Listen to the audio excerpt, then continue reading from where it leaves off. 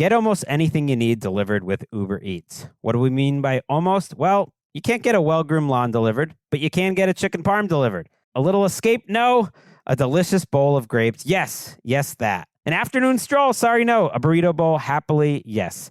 A day of sunshine? No. A box of fine wines? Yes. Uber Eats can definitely get you that. Get almost anything delivered with Uber Eats. Order now. Alcohol in select markets. Product availability may vary by region. See app for details. Get almost anything delivered with Uber Eats. Order now. Lowe's knows Sundays are for football, so tackle your home improvement projects by Saturday and earn your Sunday with great deals on LG and Bosch appliances, select Bounty and Swiffer cleaning products, and more. Then once your to-do list is done, get ready to kick back, relax, and enjoy the game. Shop in-store or online now and earn your Sunday with help from Lowe's, official partner of the NFL. Toyota's all in all season with another year of Toyota Game Day giveaways. The official automotive partner of the NFL is giving fans the chance to win epic prizes like Brock Purdy's favorite Toyota Sequoia, NFL shop gear, and more. Play for free by predicting which big plays will happen during the second half of every Sunday night football game. This is going to be fun. Visit toyota.com/NFL now to learn more. Toyota, let's go places. No purchase necessary, void where prohibited. Ends on 2/8/26. Open to legal residents of the 50 United States and D.C., 18 and over. For complete details, how to enter prizes, and official rules, visit toyotasgamedaygiveaways.com. It's time to set your lineup with the Dream Team. Here's Jim Szoke and John Halpin.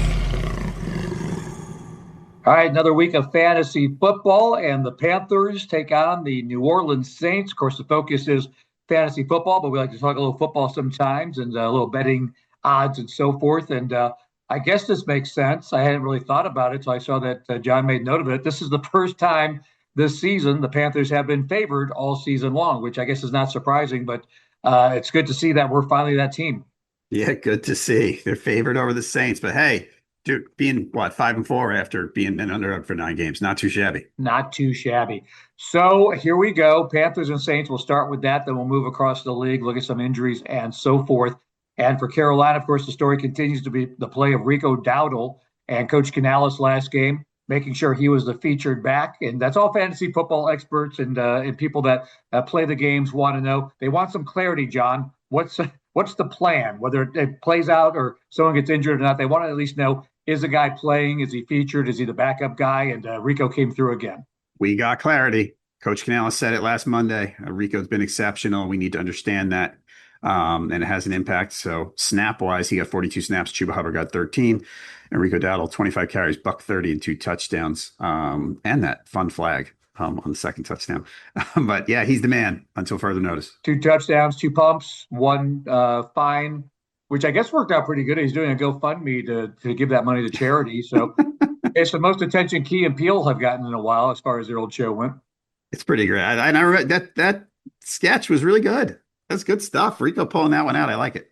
You know, I'd seen the show, and I've seen like the kind of the East-West All-Stars, whatever, with all the names, and when he's the teacher in class, and A.A. Ron and D. Nice and all that. But I'd never seen the football one before. So a friend of mine sent that to me during the game while I was doing the game in Green Bay last week. I couldn't watch it until after I got out of the stadium afterwards, sitting on the plane or whatever. But I'd missed that sketch all these many years. Is that why I was going to say? Is that why there was dead time on the radio at one point? That when they were waiting for you to talk. But hold on, boys. I'm doing research on the topic at hand here. So it was a very funny sketch, though, as it turns out.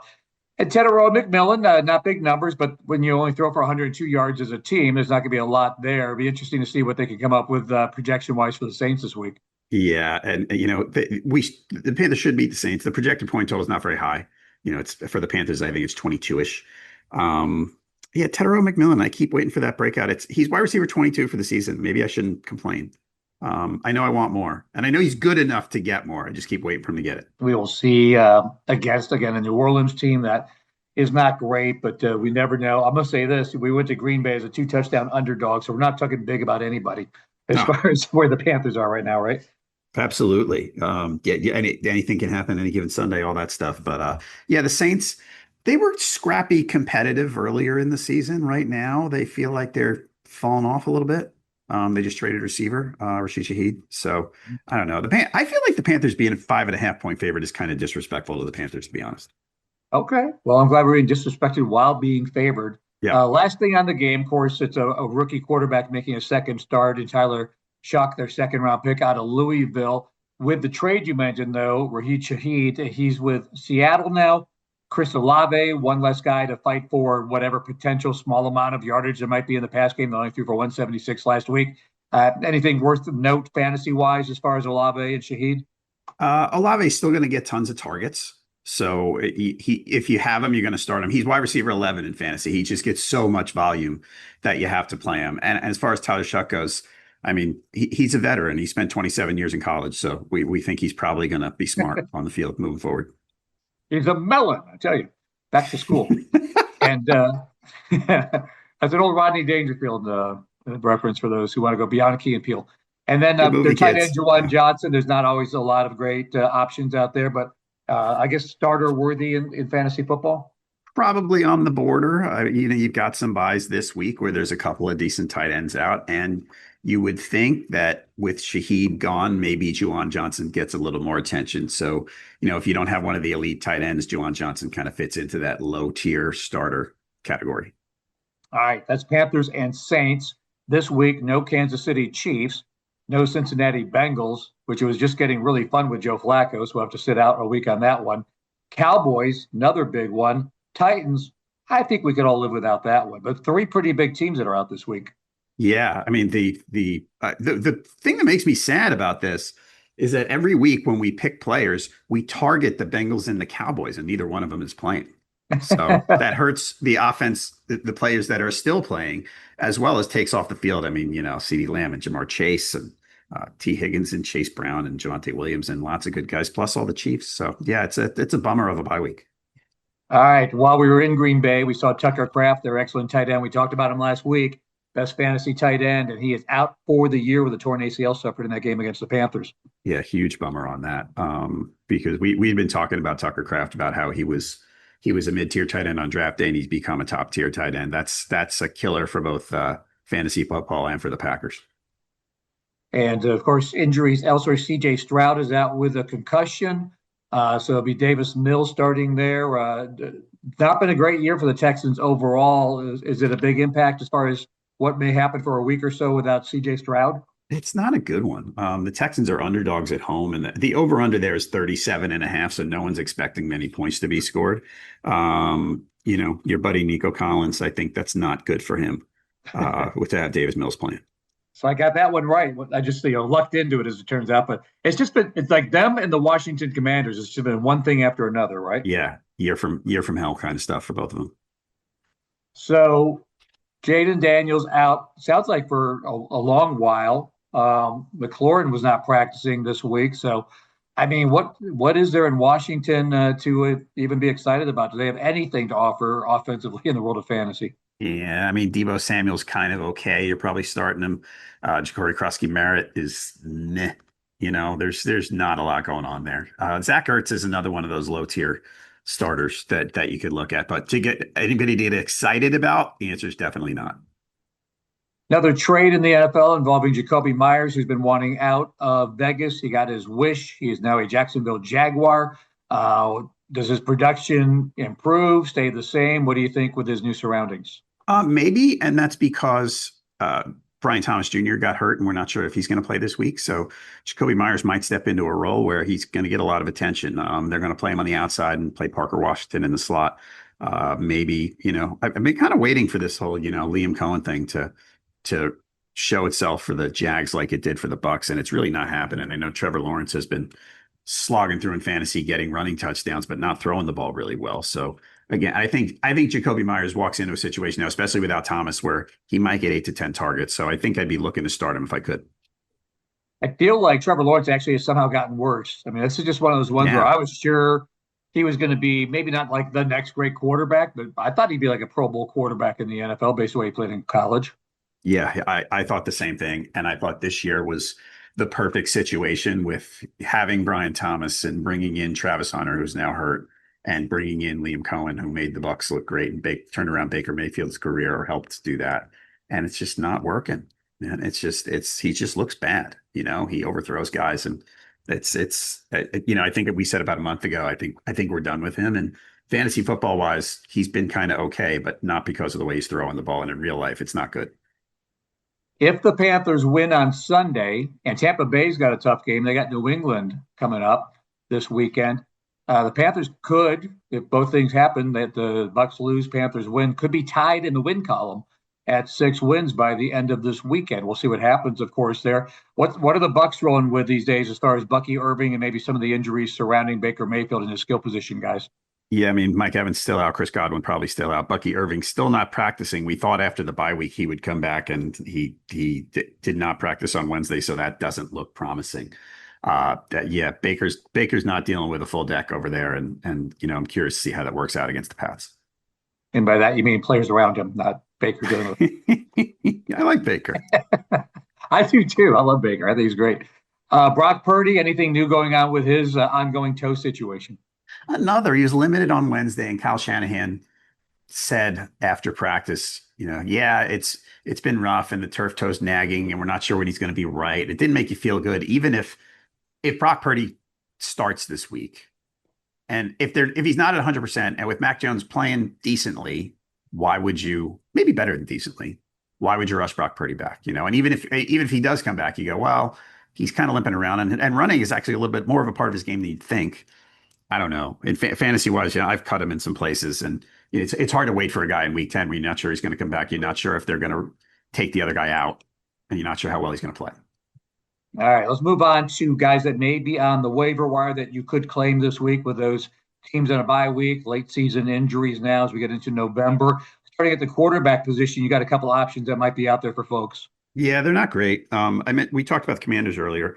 Marcus Mariota, I wouldn't be excited versus Detroit, but he plays and he runs. He had 3 starts. He's got 88 yards rushing. That gives him a decent floor.